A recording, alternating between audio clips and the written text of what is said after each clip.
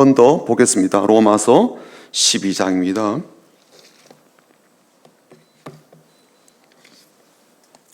로마서 12장 1절과 2절 말씀 우리 읽어보겠습니다.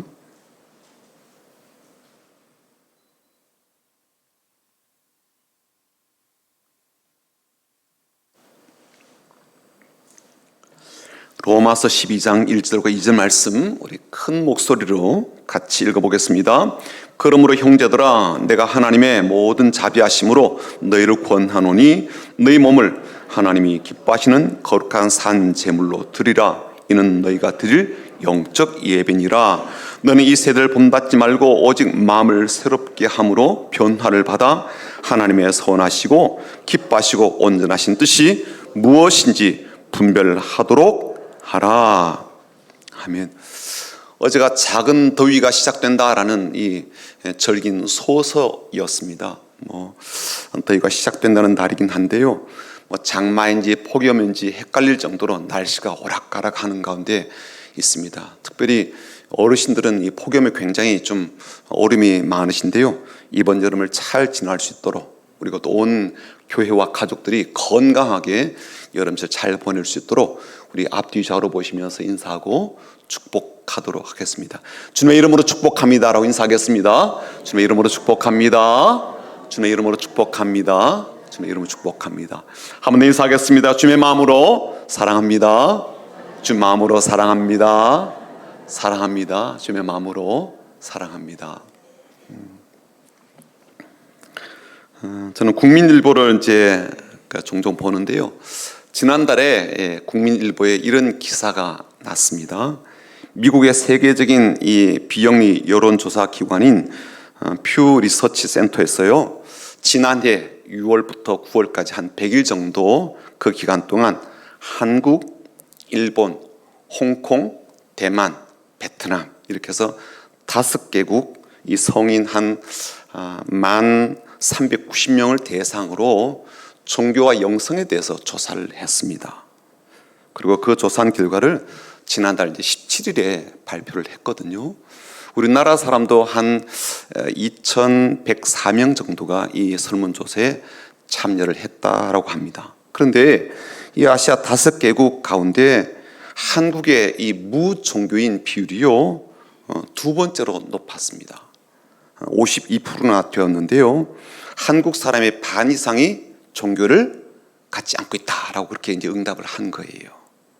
반면에 이제 기독교인의 비율도 참 높았는데요. 무려 32%나 되었습니다. 이 32%는요, 전체 인구의 32%라기보다는 아마 종교를 가진 사람 중에 기독교인 비율이 그 정도 되었다라고 그렇게 저는 이해를 하고 있습니다. 물론 그렇게 본다 할지라도 우리 기독교인 숫자가 많이 줄어들었을 것이라고 보는데, 그래도 꽤 높은 그런 비율을 보게 됩니다. 그리고 한국인들에게 있어서 다른 나라 사람들에 비해서 좀 더 특별하게 더 높은 수치가 나온 부분인데, 그게 뭐였는가 하면 삶의 의미와 목적에 대해서 최소 한 달에 한 번 이상 생각한다라는 사람의 비율이요, 무려 52%나 되었습니다. 그러니까 다른 나라 사람들보다도 무려 10% 이상 우리나라 사람들이 삶의 의미, 목적에 대해서 생각을 한다는 거예요. 그만큼 우리 한국 사람들이 종교에 대해서나 영성에 대해서 관심이 깊구나라는 것을 알 수가 있어요. 그리고 우리 한국인 이 기독교인 가운데는요, 무려 62%가 한 달에 한 번 이상 이렇게 삶의 의미와 목적에 대해서 고민한다라고 응답을 했습니다. 또 다른 이제 흥미로운 조사 결과도 있었는데요. 유교, 불교, 도교에 이제 뿌리를 깊게 내리고 있는 아시아 이 5개국 모두 현실상 제사를 지낸다라는 응답의 비율이 꽤 높게 나타났거든요. 그래서 지난 1년 동안 제사를 지냈다라는 비율을 보니까요, 베트남이 86%, 대만이 77%, 일본이 70%, 그 다음이 우리나라인데 우리나라도 52%나 되었습니다. 그 다음에 홍콩이 48% 그렇게 대답을 했습니다.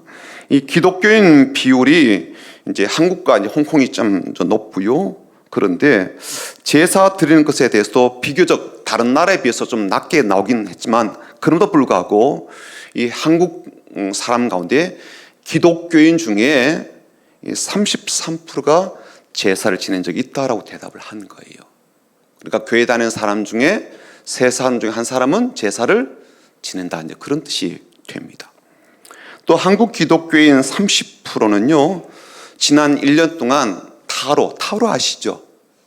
그림으로 이게 점 보는 거.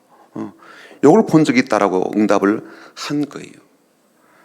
국내 이제 불교인 가운데는 50%가 점을 보고 있고요. 또 무종교인 가운데도 무려 38%가 점을 본다라고 응답을 했는데, 그들과 비교해서 좀 낮은 수치이긴 하지만 그래도 기독교인 가운데도 그렇게 점을 보거나 타로 이런 것들을 본다라고 대답을 했습니다. 그러니까 기독교인 가운데도 점 보는 것에 대해서, 타로에 대해서 관심이 높다라는 것을 알 수가 있죠. 이런 결과에 대해서 이제 기독교 학교 교수들이 어떤 이제 해석을 내어놓았는가 하면 이런 해석을 내어놓았습니다. 점이라든지 사주라든지 이 주술에 의존하는 인구수가 점점 늘어나는 그런 추세이며 크리스천도 예외가 아니다. 점을 본다고 해서 모두가 주술을 믿는 것은 아니지만 타로 등이 현대 크리스천들에게 일종의 문화처럼 다가오고 있다라고 그렇게 말을 한 사람도 있었습니다. 또한 어떤 사람은요, 세속화 시대에 이제 들어서며 종교 역시 세속화 시대에 맞는 종교로 탈바꿈되고 있는 것은 아닌지 성찰이 필요하다, 그렇게 지적한 교수도 있었고요. 또 어떤 분은요, 이렇게 말을 했습니다. 치열한 경쟁 속에서 삶의 불확실성이 높아진 한국 사회의 현실을 반영한다라고 지적한 분도 있었습니다. 이 드라마라든지 문화에 의해서 영향을 받아서 재미삼아 점을 보는 그러한 예도 있지만, 다른 한편으로 삶의 불안함과 불확실성, 현실적인 어려움 속에서 지푸라기라도 잡는 그러한 심정으로 무속에 의지하려는 그러한 이들이 적지 않다라고 분석한 교수도 있었습니다. 저는 개인적으로요, 타로이든 점이든 혹은 무속과 관련된 그런 행위들이 굳이 기독교적 관점, 신앙적 관점에서 보려고 하지 않더라도 이미 우리들 가운데 내재되어 있는 인생에 대한 의미, 삶의 목적에 대한 이런 것들을 깊이 생각하고 알고 싶어하는 욕구에서 자연스럽게 이어지는 행동이 아닐까, 그런 생각이 들더라고요. 사람이라면 누구나 다 자신의 미래에 대해서 궁금한 점을 갖고 있잖아요. 어떤 것을 선택하게 될 때 이 선택이 좋은 선택인지 나쁜 선택인지 고민이 많을 경우, 더더욱 앞으로 다가올 그 선택의 결과에 대해서 초미의 관심사가 되지 않겠습니까? 그런데 그런 미래의 일을 미리 알려주고 미리 보여주고 또 들려준다라고 한다면요, 솔깃해지지 않을 사람이 누가 있겠습니까? 이런 경향들을 반영이라도 하듯 하나님의 뜻에 대해서도 우리가 알고 싶은 마음이 참 큽니다. 우리의 삶에 대해서, 그리고 우리의 자녀들의 인생에 대해서 하나님의 뜻과 비전을 알고 싶어 하죠. 단지 궁금해서 알고 싶다라는 그런 호기심의 차원에서만이 아니라 그렇게 하나님께서 가지신 뜻대로 하나님이 이루어 가실 것이다라는 믿음이 있기 때문에 우리들의 인생에 대해서도, 우리의 자녀들의 이 미래에 대해서도 더더욱 하나님의 뜻을 알고 싶어 합니다. 그래서 오늘 읽은 이 말씀을요, 기도 제목으로 삼아서 1,000번째 예물을 드릴 때에도 헌금 봉투에 그런 소망을 써서 하나님께 드리는 분도 계시거든요. 우리의 자녀들이 하나님 뜻을 알았으면 좋겠습니다라는 간절한 마음을 담아서, 그런 분별력 있는 자녀로 성장하기를 정말 소망하는 진심을 담아서 그렇게 기도하는 분들도 계십니다. 사실 신실한 성도들에게는요, 그런 소원이 있습니다. 하나님 뜻을 알고 싶다라는 소원이 있죠. 그리고 그분의 뜻을 따라서 살고 싶다라는 그런 마음들이 있습니다. 뿐만 아니라 이 반대로요, 하나님의 뜻을 모른 채 살아서 내 삶이 실패에 이르게 된다든지 혹은 복을 받지 못하는 인생이 될까봐 두려워하기도 하죠. 하나님의 뜻을 알고 그 뜻에 잘 순종하며 살게 되면 당연히 복을 받게 되고 복된 인생이 된다라는 그런 말씀을 귀에 딱지가 듣지 않도록 그렇게 들었지 않습니까? 그런데 우리가 상식적으로 생각해 보니까요, 좀 이상한 점이 있습니다.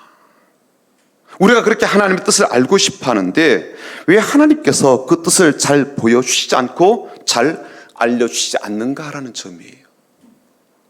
오랫동안 그래서 기도해야 비로소 하나님의 뜻을 알려주신다라고 여기는 분들도 있고요. 또 성경 말씀을 많이 읽고 그리고 그렇게 묵상하다 보면 자연스럽게 하나님의 뜻을 깨달을 수 있다라고 말을 하는 사람도 있고요. 또 환경과 상황을 잘 살펴보게 되면 그 가운데 담겨있는 하나님의 뜻을, 내 뜻을, 말하자면 우리를 향한 뜻을 알 수가 있다라고 말하는 사람도 있습니다. 그게 이해가 잘 안 된다는 거예요. 우리는요, 자녀들에게 부모로서 자녀를 향한 부모의 마음, 생각 이런 것들요 가급적이면 알려주려고 하잖아요. 그렇죠? 막 듣기 싫다 그래도 막 알려주려고 하거든요. 반복해서라도 막 심어주려고, 그래서 내가 하는 이 말 인생의 경험에서 나온 거니까 네가 꼭 좀 기억했으면 좋겠어 막 그렇게 심어주려고 하잖아요. 그런데 하나님은요, 우리 아버지시라고 하는데 왜 자녀들이 그토록 하나님 아버지의 뜻을 알고 싶어 하는데 이렇게 감춰둔 이 보물 상자처럼 그렇게 쉽게 보여주지도 않고 쉽게 알려주지도 않는 거라는 거예요. 이게 이상하다는 거죠. 그래서 오늘은요, 이 하나님의 뜻에 대해서 좀 더 집중적으로 좀 살펴보려고 합니다.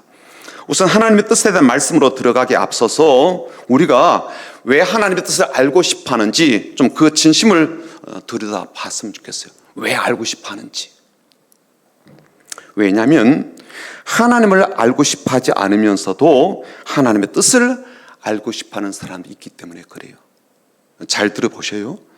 하나님을 알고 싶은 건 아니에요. 다만 하나님의 뜻을 알고 싶어 한단 말이에요. 그런 사람이 있다고요. 말하자면 하나님의 뜻을 알고 싶어하는 이유가 우리의 인생 속의 불확실성을 없애고요, 확실한 성공을 위한 보장을 얻기 위한 방법으로 참 좋다고 여기는 그러한 사람들이 적지 않아서 그렇습니다. 좀 더 단순하게 이야기하자면 하나님을 알고 싶어하고 하나님을 믿고 싶어하기보다는요, 그렇게 하나님의 뜻을 알고 싶어하는 이유가 인생살이에 대해서 실패에 대한 걱정은 좀 덜게 되고요, 성공에 대한 보장을 얻을 수 있다라고 그렇게 믿는 사람들이 있기 때문에 그래요. 하나님의 뜻에 대한 이 궁금함이 하나님을 더 알고 싶다라는 그런 이유 때문이 아니라 내 인생에 대한 성공, 자아 실현, 그리고 행복한 미래를 누리고 싶은 마음에서 비롯된 경우들이 왕왕 있다는 거거든요. 그래서 하나님께 해법을 빨리 알려주세요. 그런단 말이죠. 속 시원하게 좀 방법을 알려주세요. 그런단 말이에요. 뭘 하면 되냐라고 막 자꾸 닥달하거든요. 뭘 하면 돼요? 어떻게 하면 돼요? 막 그렇게 한단 말이에요. 빨리 가르쳐주세요. 그런다고요. 이 일과 문제에 대해서 하나님의 뜻과 해법은 뭔지를 알려달라고 우리가 간청하지 않습니까? 그런 기도하면 안 된다, 그런 뜻은 아니에요. 하지만 그런 기도는요, 주객이 전도가 된 그런 기도일 수가 있거든요. 하나님의 뜻을 아는 것도요, 결국 우리 하나님을 더 많이 알고 더 깊이 알고 친밀하게 알아가는 하나의 과정으로 생각하고 있어야 이 오늘 본문에 대한 말씀도 우리가 잘 또 바르게 이해할 뿐만 아니라 하나님의 뜻에 대한 오해도 피할 수가 있고요, 또 더 나아가서 하나님께서 뜻을 알려주시도록 이 바른 기도를 올려드릴 수가 있단 말입니다. 자, 우선 성경에서 말씀하고 있는 하나님의 뜻에 대해서요, 세 가지로 좀 구분을 해볼 수가 있습니다. 첫 번째는 하나님의 주권적인 뜻이에요. 우리 보통 이걸요, 섭리라고 그렇게 부르기도 합니다. 하나님께서 세우신 인류의 구원 계획이라든지 이런 것들이 바로 이 하나님의 주권적인 뜻이다라고 볼 수가 있습니다. 일방적으로 계획하시고 주관하시고 이루가시는 뜻을 말합니다. 십자가를 통해서 모든 인간을 구원하시겠다, 이게 하나님의 주권적인 뜻이잖아요. 성령 하나님께서 우리 가운데 오셔서 날마다 우리를 이제 거룩하게 하시겠다라는 게 하나님의 주권적인 뜻이거든요. 이러한 것이 이제 섭리인데 이 섭리는 참 신비롭습니다. 더불어서 이 하나님의 뜻은요, 하나님께서 세우신 것이기 때문에 그대로 이루어 가셔요. 어느 누구도 막을 수가 없어요. 중단케 할 수가 없다고요. 반드시 그렇게 이루어 가십니다. 두 번째는요, 하나님의 도덕적인 뜻입니다. 하나님요, 우리가 하나님의 본성을 따라서 선하고 거룩하게 살기를 원하시거든요. 죄를 짓고 사는 삶을 피하기를 원하시죠. 가난한 사람들을 돕기를 원하시고요. 그리고 하나님을 예배하고 복음을 증가하는 일에 열심히 살아가기를 그렇게 기대하십니다. 이게 하나님께서 갖고 계신 선하신 그리고 도덕적인 뜻이에요. 이렇게 살아야 한다라는 기준을 갖고 그런 뜻을 품고 계시다는 거죠. 물론 이런 삶을 위해 우리가 잘 살아야 되긴 하겠지만 어떤 사람을 거부하는 사람도 있을 거예요. 어떤 사람은 그 뜻대로 살지 않는 사람도 있을 겁니다. 이제 그렇게 불순종하고 거부하게 되면 하나님의 뜻을 따르지 않는 삶을 살게 되면 하나님께서 이제 반드시 시시비비를 이제 가리시고 그 행위에 따라서 징계를 하시겠죠. 그리고 그 뜻을 따라서 잘 살아온 사람들에게는 복과 상급을 주실 겁니다. 세 번째 마지막으로 여기 좀 중요한데요. 하나님의 주권이나 명령하신 도덕과 상관이 없이 우리들의 삶에서 자유롭게 결정하게 되는 일에 대해서 하나님이 인도하시는 뜻이 있다는 거예요. 말이 좀 길고 어렵게 생각되긴 하지만 우리가 제일 많이 고민하는 하나님의 뜻입니다. 어떤 직업을 가져야 될지, 어디로 이사하면 좋을지, 애들 학교는 어디로 가면 좋을지, 사업을 해야 될지 말아야 될지, 어느 병원에 가야 될지, 어떤 의사를 선택해서 내가 수술을 위해서 몸을 맡길지, 이런 선택의 기로에 서게 되었을 때 그 사안의 무게만큼 중요성만큼 이제 하나님의 뜻에 대해서 매우 신중해지게 되잖아요. 고민도 깊어지게 되고. 이미 말씀을 드렸지만 하나님께서 가지신 뜻이 아닌 내 뜻과 내 생각을 따랐다가 낭패당하면 어떡하나라는 이런 두려움이 있잖아요. 하나님께서 가르쳐 주시고 인도해 주시는데 그 길을 선택하지 못하고 엉뚱한 것을 선택한 것 때문에 하나님께서 주시는 복을 누리지 못하게 되거나 아니면 오히려 일을 더 어렵게 만드는 일이 될까 봐 생각이 많아지고 그래서 기도를 많이 하게 되는 뜻이 바로 이런 내용이잖아요. 그렇죠? 그리고 사실 우리는요, 첫 번째 말씀드렸던 하나님의 주권적인 뜻 혹은 두 번째 말씀드렸던 하나님의 이 도덕적인 뜻에 대해서는요 그렇게 깊은 궁금함이 많지는 않아요. 다만 오늘 내가 당면한 이 개인적 문제에 대해서 하나님께서 뜻을 가르쳐달라, 해답을 가르쳐달라라는 이런 것들에 대해서 참 많이 조급해하고 안달해하는 모습들이 우리 가운데 있습니다. 막 시간이 막 다가오면요 왜 빨리 안 알려주시는지 막 우리가 안달복달하잖아요. 그래서 기도하고 그것도 안 되면 금식하고 그렇게 한단 말이죠. 그리고 그렇게 우리가 답답해하고 힘들어하는 이유 중에 하나가 우리가 그렇게 하나님의 인도하심을 받고 살고 싶어하는 이 하나님의 뜻에 대해서 명확하게 알려주시는 경우들이 흔치 않아서 그럴 수도 있어요.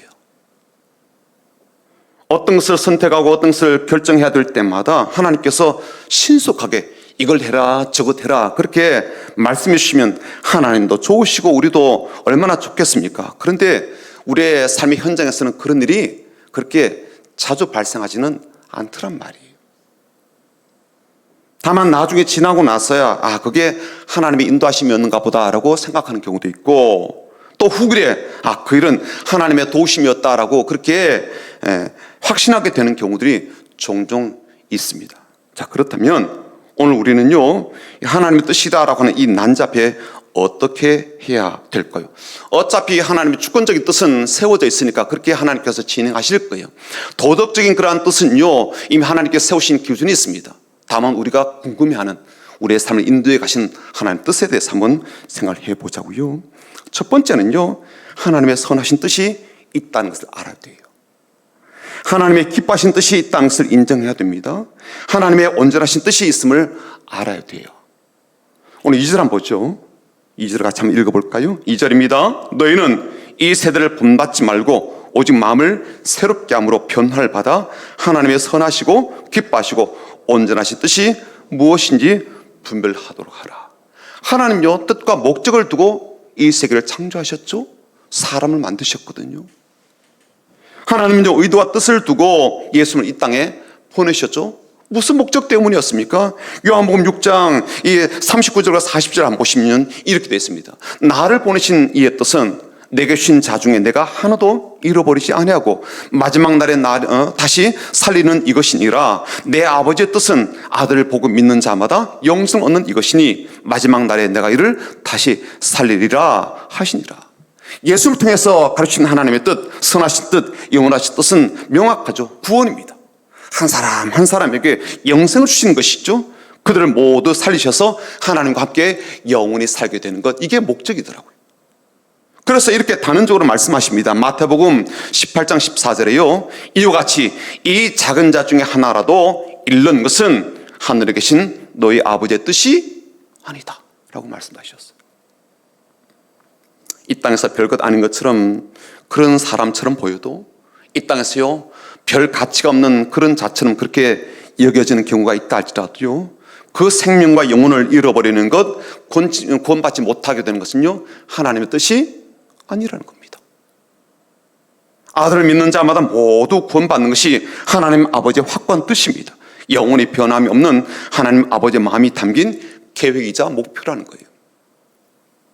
두 번째, 하나님의 이 뜻을 알게 된 사람은요 반드시 그 뜻대로 살아야 됩니다. 하나님께서 품으신 그 뜻은요, 하나님께서 그렇게 하실 것이라는 의도이긴 하지만 우리에게 그 뜻을 알려주실 때는요 반드시 우리가 그 뜻대로 살도록 말씀하신 것이잖아요. 몇 구절만 좀 찾아볼게요. 잘 아는 구절인데 데살로니가전서 5장 16절부터 18절까지 잘 아는 말씀입니다. 한번 읽어볼까요? 시작. 항상 기뻐하라, 쉬지 말고 기도하라, 범사에 감사하라. 이것이 그리스도 예수 안에서 너희를 향하신 하나님의 뜻이니라.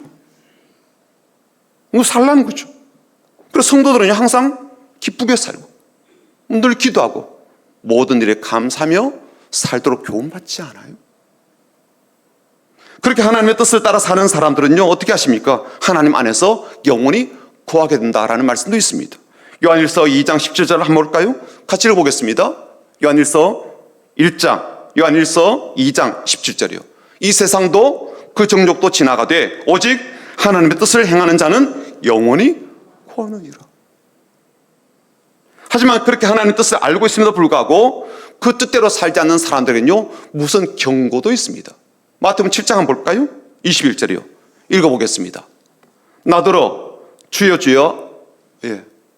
마태복음 7장 21절이요.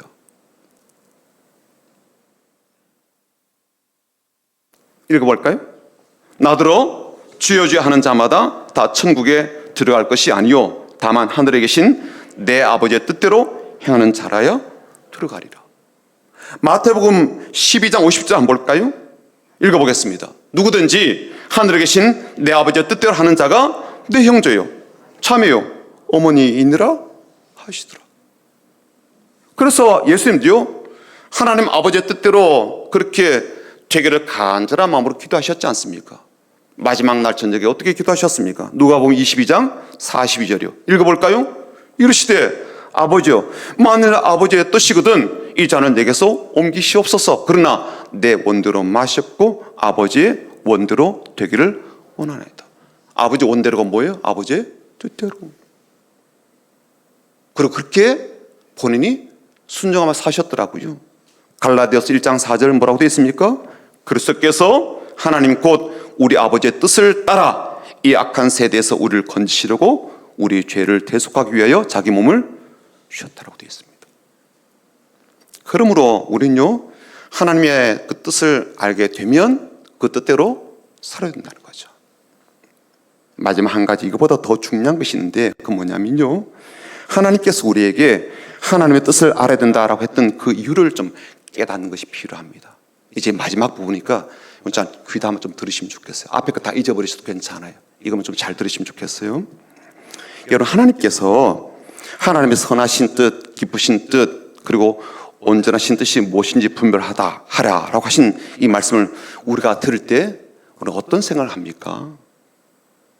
하나님께서 우리에게 하나님의 선한 뜻과 선하지 못한 뜻을 분별하라고 하는가 보다, 그렇게 이해를 하잖아요.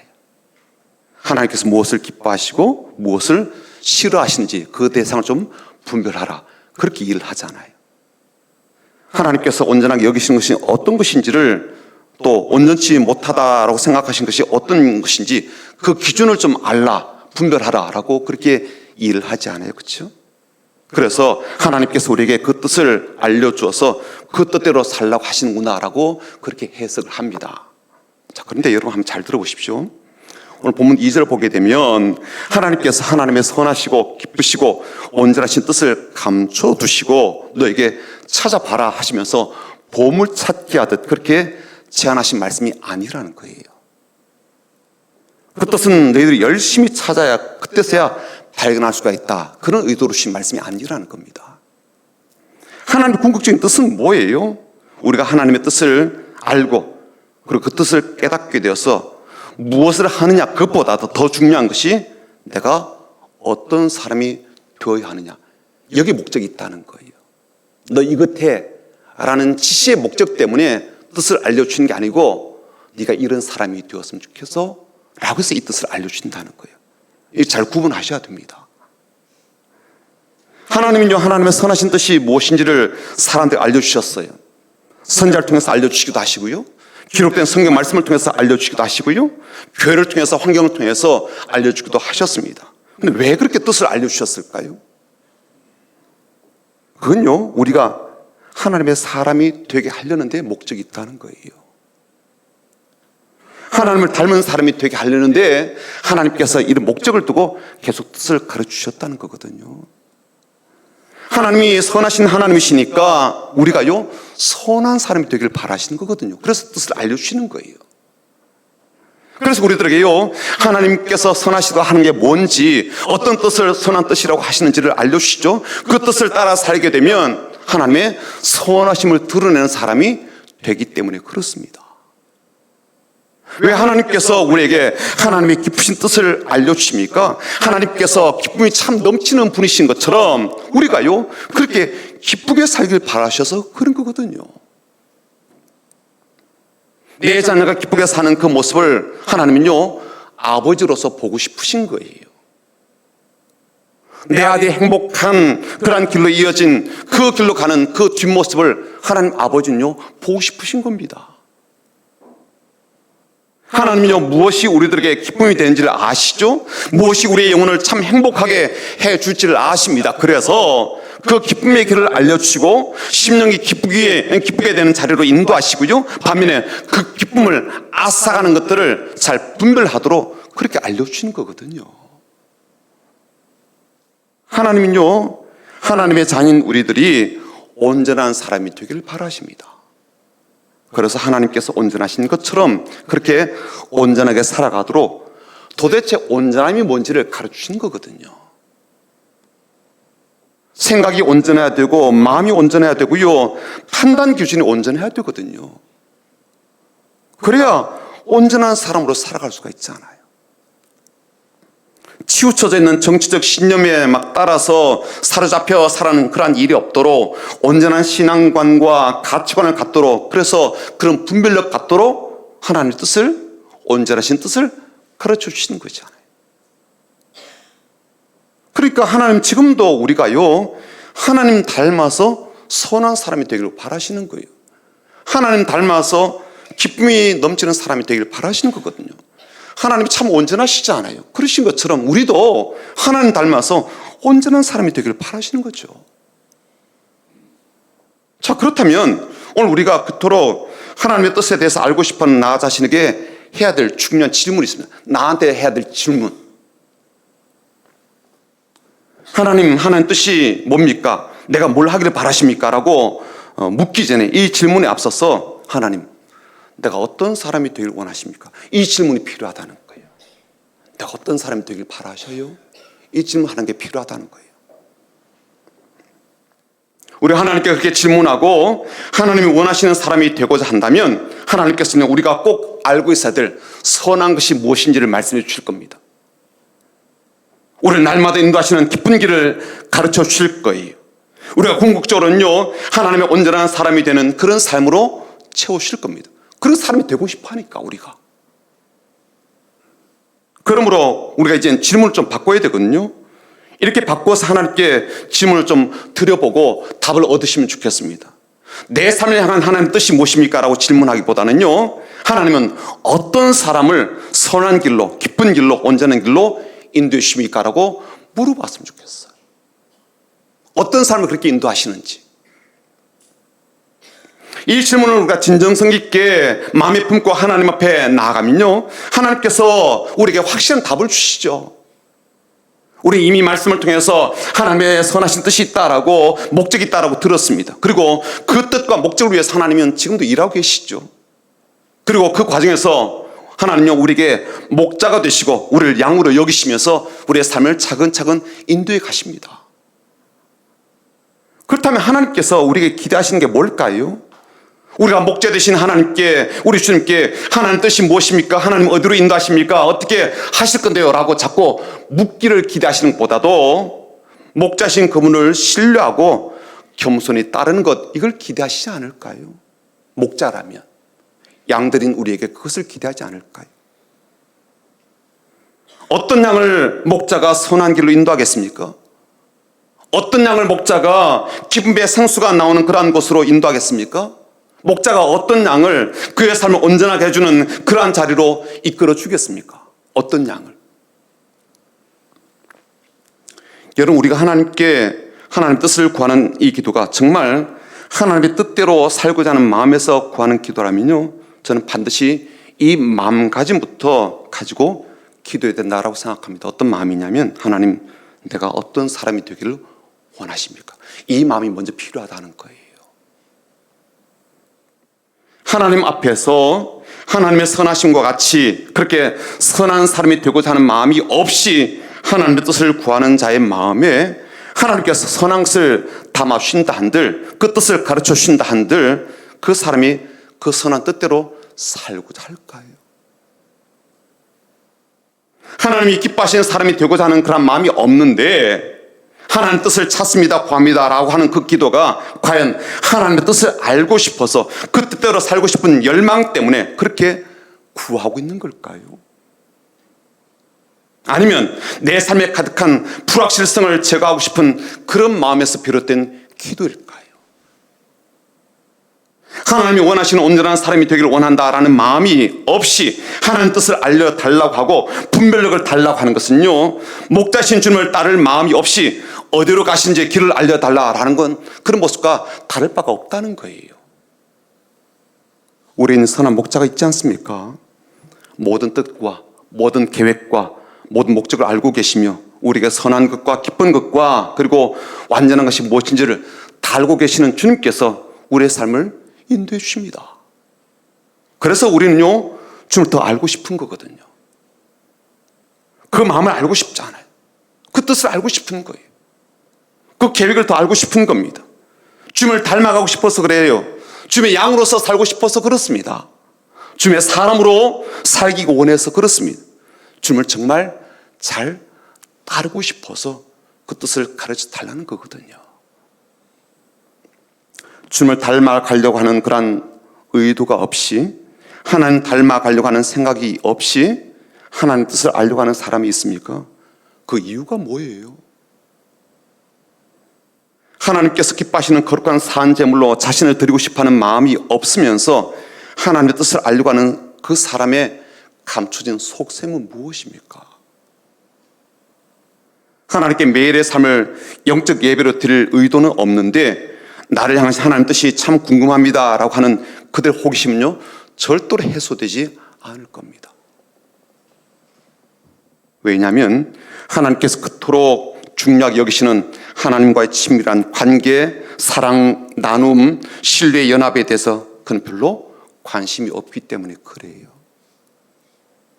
그리고 자신이 하나님의 사람으로 변화되고자 하는 마음이 없기 때문입니다.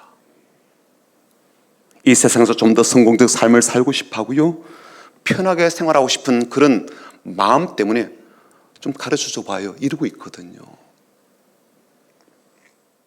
오늘 여러분은 어떤 사람들입니까?